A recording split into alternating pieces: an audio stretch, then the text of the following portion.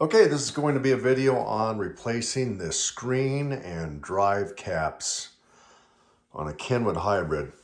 So the 830 and the 530 are real simple. They're all four right here. On the 520 and the 820, I believe it's a little different setup where you've got to use a strip to kind of, or tie them together. They're not mounted the same. I don't have that, but anyway, same principle. There's four of these that need to be replaced. This is going to be on the 830S that I'm going to talk about today. This is the board you're going to be working with. And what I did is I've already replaced these. This is the old ones here. And I bought the caps from K4EAA is where I bought the K4EAA.com. They sell some really nice high quality Nichicon caps. And the nice thing about them is they are the same size, but they're a higher voltage. They're an upgrade, and they'll fit in just nicely.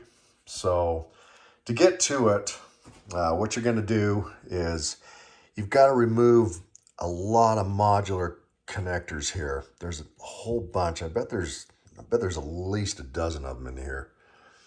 And so what I do is I take a photo, I take several photos just to make sure if you do kind of get these mixed up a little bit, you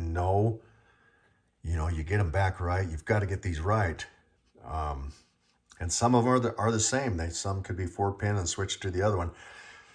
So take photos just in case. They pretty much fall back into place, because what I do is I just take, let's see here.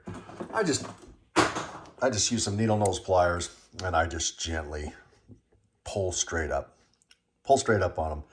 They come right off. And then you've got about 8 screws. These are really easy to get to on the edge, but these down here, I use a magnetic screwdriver. If you don't, this isn't magnetic. You just scratch that across the magnet if you got one. And you've got some there. They're a little more, it helps to have a magnetic screwdriver to get those out. But there's like 8 screws.